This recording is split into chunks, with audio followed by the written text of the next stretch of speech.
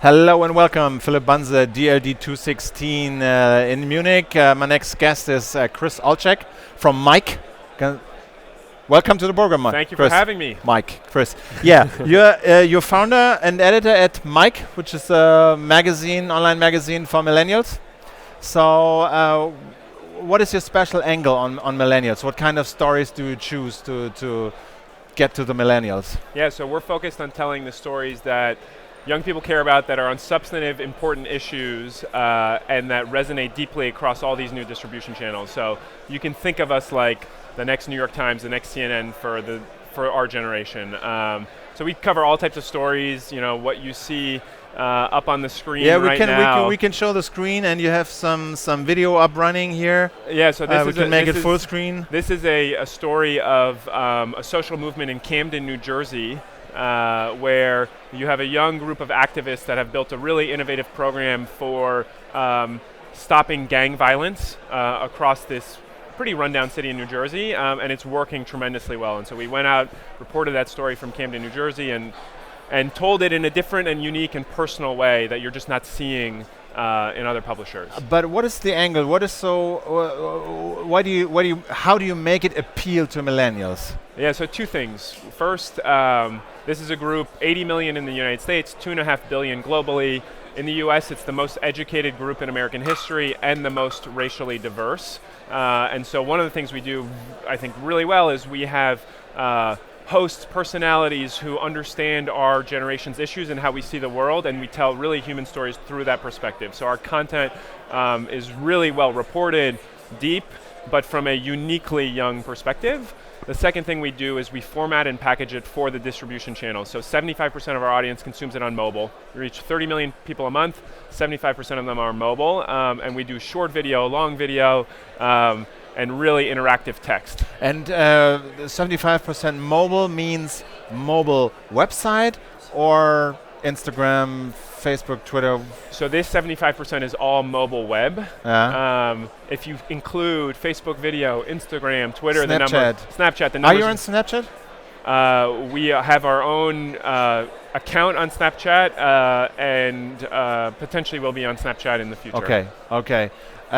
But again, some other stories. This is another story you're running as a video. Just tell us a little bit about that story. Yeah, so what you're seeing right now is a story about how female breasts have been sexualized in advertisements, and we're very comfortable with seeing breasts on TV all the time, breasts in music, breasts in culture, but when we see women breastfeeding, it's a big scandal. And so, there was a big scandal about women breastfeeding in Parliament last week. There's a big scandal about women breastfeeding in different places, and we've talked about how our generation is just not going to put up with this sexualization of breasts, and how women in our generation especially are pushing for true equality in the workplace in a different way. And we've done this from a uniquely young and fun perspective. But how does this perspective work? Because other media, I think, will report on the topic. Maybe they won't report on the topic at all. Then, of course, the topic itself is very interesting.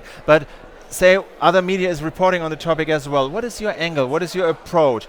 Is it very personalized because you have very young hosts, or what? Yeah, what so is it?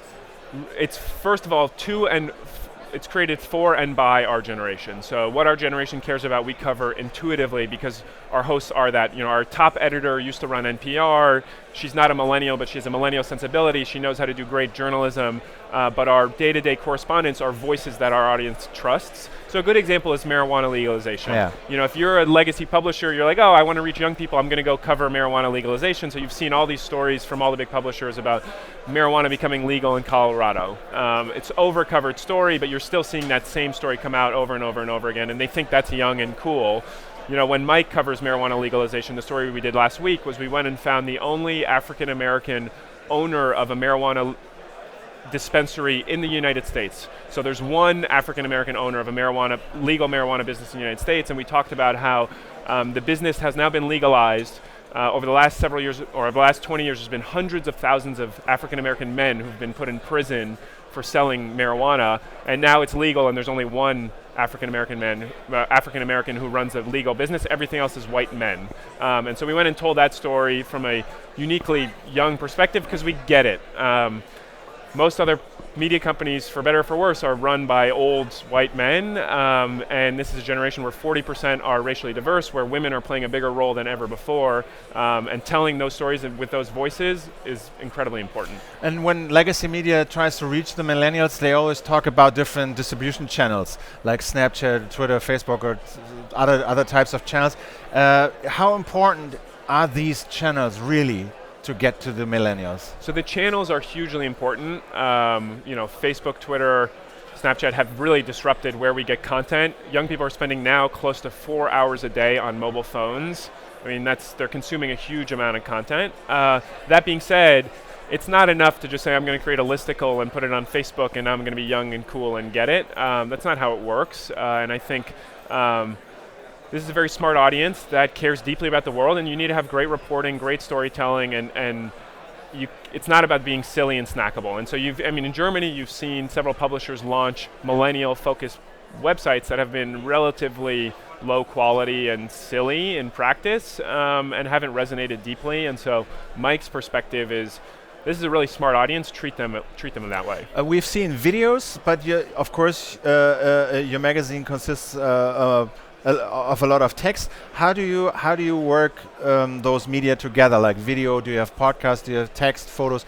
How do you combine those for your storytelling? Yeah. So when I'm checking my phone now, the incredible part is I'm getting text and video in the same feeds, in the same structure. So whether it's on Snapchat, you get text and video. It's on Facebook, you get text and video. Twitter, same thing. So text and video is merging. And so we think about producing an operation and running an operation that creates both equally and very quickly and in a similar fashion. And we think it would be smart for the big video people like TV News and the big newspapers to merge, because video and text on mobile are interchangeable in a lot of different ways, and if you're really going to win, you have to do both, and you have to do them really well. And how do you do it? Do you have special tools to combine video and text? Yeah, we have a lot of technology that allows us to find the video we want quickly. But it's really a workflow and an operation that's very efficient between all the teams, that has high collaboration, high communication, and real speed. And how important is audio, podcasts? So we are not producing a ton of podcasts right now, but podcasts are becoming equally important in the US. The key with podcasts is users are really making a commitment, 15 minutes to 45 minutes. The quality better be awesome. Because if you can't just create a podcast that's not amazing. And so we're figuring out amazing stories to tell over podcasts, but we're going to take our time and do it well. All right. So we talked about the content. How big is your staff? So staff is 120 people across the US and in Europe. Reach is 30 million people a month. You're here on DLD. We're on a panel where you talked about if endeavors like yours change the publishing itself, and we're now observing like new publishers appearing, like Vox Media with Recode and Vox and TechCrunch and everything. Are these publishers structurally any different? Are you structurally as a publishing house any different from traditional publishers? I think we are definitely structurally different. We have a different worldview. We have a different publishing process. What we've been criticized for is not having the same quality. But I would argue, if you actually read our work and look at our work, the journalism speaks for itself. I think the exciting part that we've had is we've combined the new approach to content and distribution with sales, and have created products that are very compelling for advertisers. And so we work with a lot of the best brands that want to reach young people through premium channels on new platforms, and that's really where our speed advantage has had a huge... And how does the millennials, how do they react on native advertising? Do you native advertising? We do native advertising. We do high quality magazine style advertising. As long as the labeling is clear, the audience is very bright, so they like it. All right, Chris. Thanks very much for your time. Chris Altchek, check out mike.com is the URL. My name is Philipp Banzer from the DLD16 in Munich. Thank you very much for watching. See you soon. Bye.